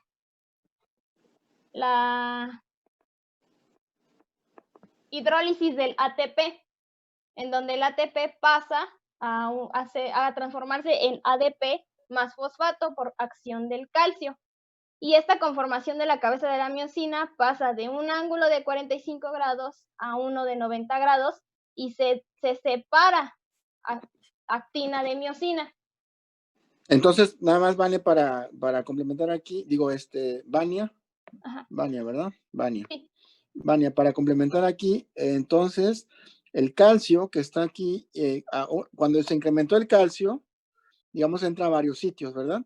Uno de esos sitios es hacia la troponina C, para formar el complejo troponina C calcio y modifica aquí la posición de las troponinas, ese sería uno. Y el otro sitio donde entra es a nivel de la porción globular de la miosina, o sea, el calcio entró en esta posición. El calcio está aquí presente todo el tiempo, cuando se incrementa la concentración. ¿Cuál es el efecto de este calcio que está aquí? Bueno, cuando llega el momento que entró el ATP, aquí ya tenemos el calcio, que está asociado a una región de la porción globular que tiene actividad de ATPasa. De tal manera que cuando el calcio entra aquí, lo que hace es incrementar la función de ATPasa, que justamente lo que hace lo que dijiste, convierte el ATP hacia ADP más fosfato. Cuando regresa de 45 grados a 90 grados, cuando está regresando, es que se lleva a cabo la hidrólisis, que está incrementada la velocidad por la presencia de calcio. Correcto, muy bien.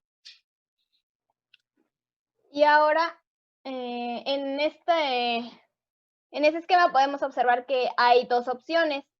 O incrementan las concentraciones de calcio intracelular para que suceda todo este ciclo. Bueno, se mantiene, ¿no? Se mantiene. O disminuyen la concentración de calcio intracelular para que entonces regrese a un estado basal o en reposo.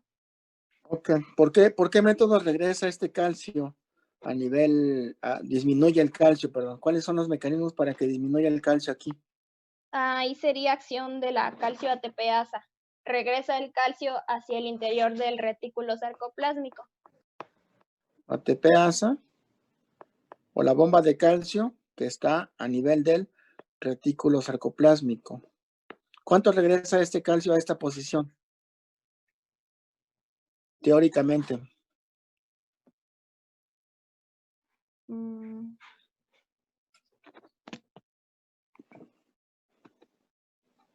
Teóricamente, ¿cuánto calcio regresa ahí? Lo mencionaste en un principio, Vania, de hecho. Y lo reforcé con una idea ahí que teníamos sobre la dihidropiridina, ¿no? ¿Qué le pasaba al calcio cuando llegaba la dihidropiridina? Entonces, decíamos que el calcio podía ingresar muy poquito a través de la dihidropiridina, pero que la mayoría del calcio que se utilizaba para la contracción del músculo esquelético provenía de el retículo sarcoplásmico. Entonces, ¿a dónde se regresa todo el retículo sarcoplásmico? ¿A dónde se regresa? ¿Cómo? ¿Qué porcentaje este calcio, a dónde se va? ¿Y en qué porcentaje? Pues podemos, no sé, no tengo idea exactamente así del porcentaje, pero... 100% se va, sí, el 100% que se emplea del calcio se regresa directamente al retículo sarcoplásmico, o sea que no se va al exterior el calcio. Entonces el calcio, cuando disminuye su concentración, todo este calcio se regresa en el 100% hacia el retículo sarcoplásmico. Sí. Esto es bien importante. Ahorita lo vamos a checar por qué es importante esta condición. Ahora, ¿de quién depende que el calcio entre al retículo sarcoplásmico, chicos? ¿De quién depende? Bueno, de la proteína que está aquí, ¿no? ¿Cierto? ¿Qué otro elemento participa para que el calcio entre aquí?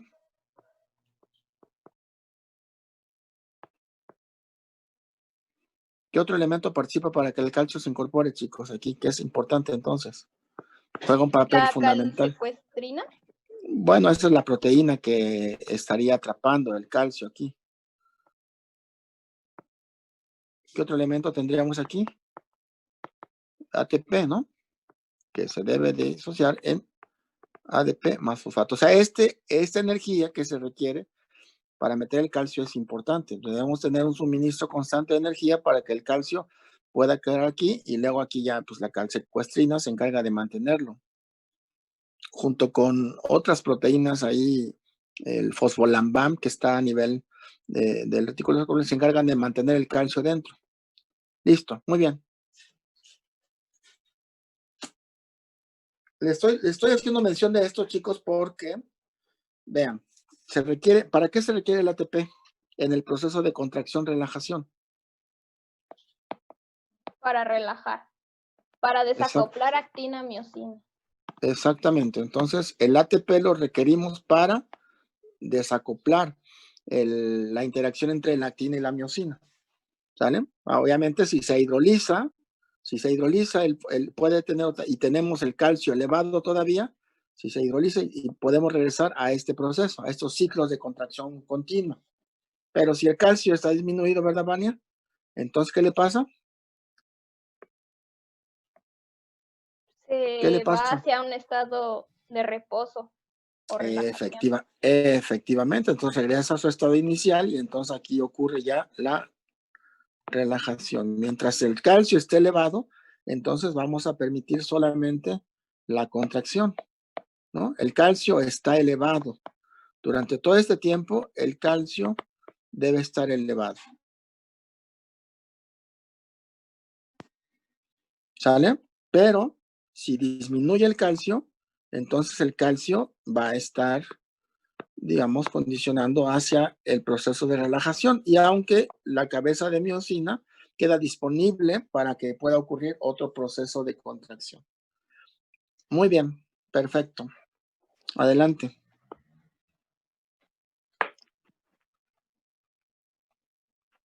Y este esquema que usted nos había dado una vez. Alguna vez sí. Con el corazón. Era la típica fórmula matemática de la contracción-relajación. Es correcto. Ese esquema se los di. Permíteme un segundo, por favor. Sí. Un segundo.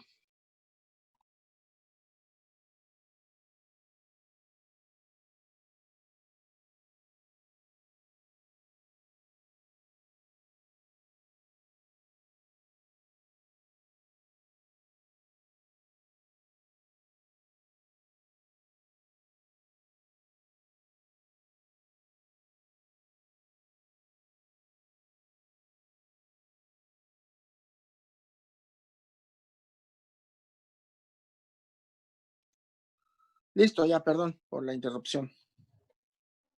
Ya, Entonces, adelante, Vania. ¿menciona toda esta fórmula? No, eso ya se la saben ustedes, entonces no hay ningún problema con esa fórmula. Bueno. Y ya, ¿no?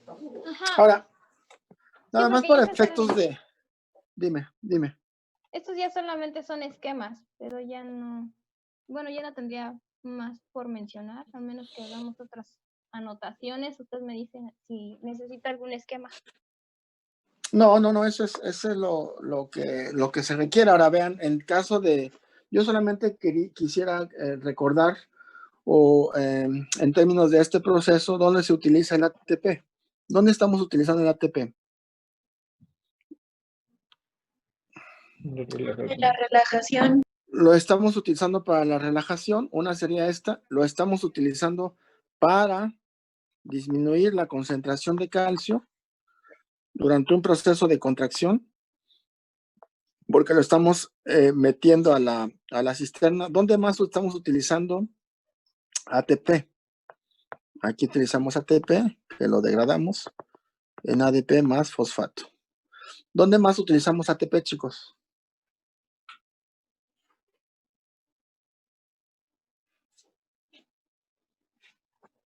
Pues ¿Dónde? ahí, para que se una hacia el sitio de afinidad en la cabeza de la miosina. Bueno, ya está aquí, ya lo estamos considerando, o sea, un sitio donde consumimos ATP de manera importante en la contracción, pues es aquí en el proceso de contracción para generar la relajación, ¿no? Aquí. O sea que si no tenemos ATP, no tenemos relajación, porque no se disocia la cabeza de la miosina con respecto a la actina. ¿no? Ese sería un punto. El otro punto donde se gasta el ATP, ya lo mencionamos, sería en el retículo sarcoplásmico para disminuir la concentración de calcio. ¿Dónde más utilizamos ATP? En esta célula,